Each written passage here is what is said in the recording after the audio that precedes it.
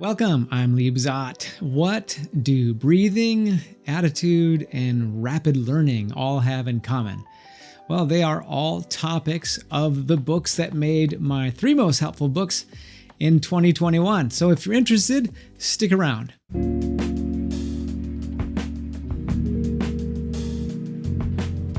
Okay, so what's one thing in common about the 3 most helpful books of 2021 for me? Well, the one thing that's in common is that none of them came out in 2021. And so what I like to do is keep a queue, a reading queue, or a book list. In fact, it's a wish list that I keep on Amazon. And as books pique my interest, and I think that they are something that I might want to read, I'll just drop it into that list. Well, when you have a list of dozens of books, it can take a while to get to one of them.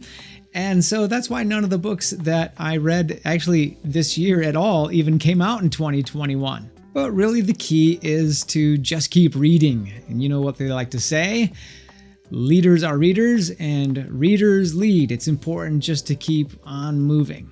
I mean, really, if it's not about the latest medical procedure or technology, it's okay if you read books that are a little bit older. So the first book on my list of 3 most helpful books of 2021 is one that when I tell you what it is, you're going to say, Lee, you're totally late to the party. That one came out a while ago, and it's true.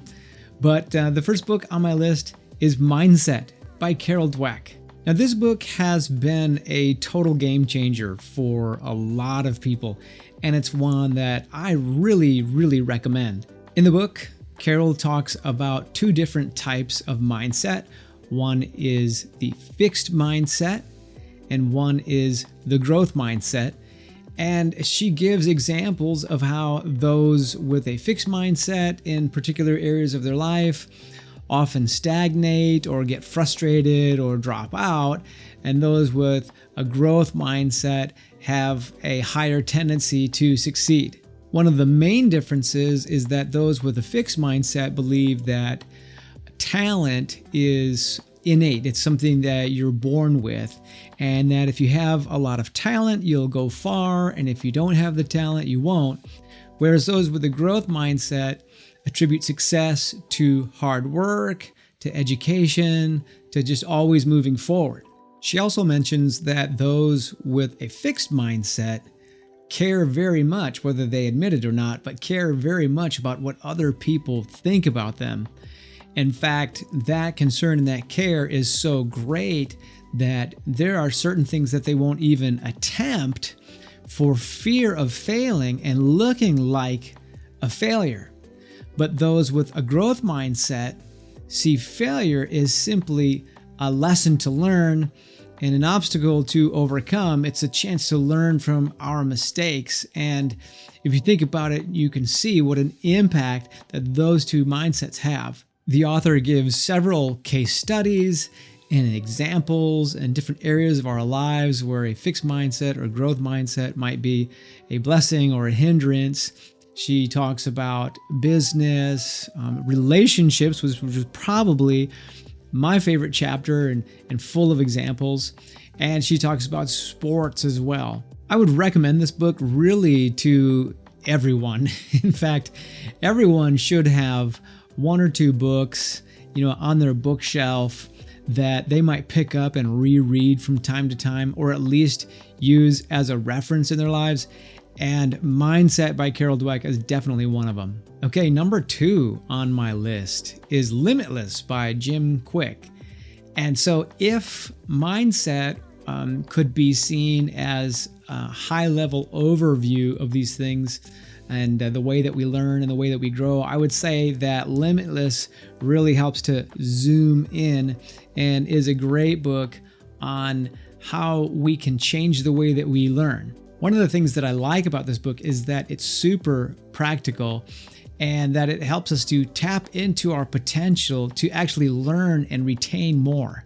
Jim talks about overcoming limiting ideas, and he breaks down 7 of them, including some internal motivations that we can overcome. One of my favorite things about the book is the instruction that Jim gives, and he gives us exercises and things that we can do to memorize, to focus, to study, and also to think and to make decisions, and gives us even exercises on how to solve problems. So if you are interested in expanding your brain powers, Limitless is a great option, and it helps to take some of really heady ideas and bring them down to earth and make them digestible, which I really appreciated.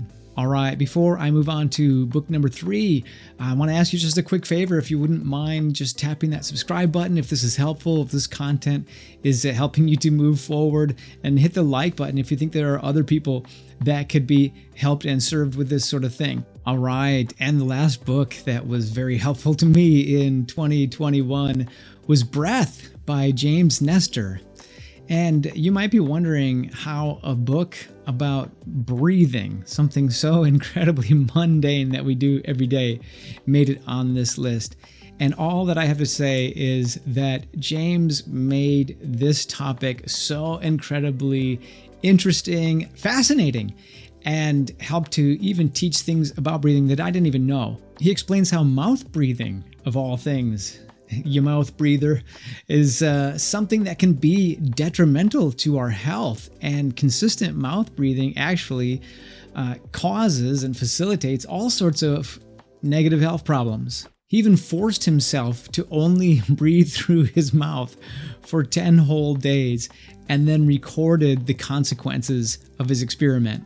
Then he talks about nose breathing and all of the positive health benefits of nose breathing. He talks about the perfect rhythm for breathing, and he shares stories of people who actually pushed past physical limits and achieved greater things because they learned certain breathing techniques and rhythms. My favorite part of the book is the techniques that he shared, different things that you can do, ways of breathing that can help you with de-stressing, that can help with going to sleep if you're having trouble going to sleep at night.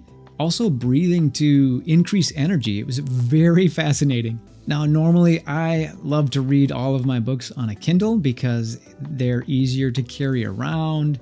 I can carry an entire library on a Kindle. But with this particular book, I went ahead and I grabbed the hard copy because I know that I'm going to refer back to those breathing exercises time and time again. It's going to be a reference that sits on my shelf. So those are the top 3 books for me for 2021. Let me know, what were your favorite books? What were your top 3 books for 2021? They didn't have to come out in 2021, but you just read them in 2021. Go ahead and leave them in the comments, and maybe I will add them to my reading queue, and they might end up on my list for next year. So that's all I got. Thank you guys so much for joining. We will catch you next time.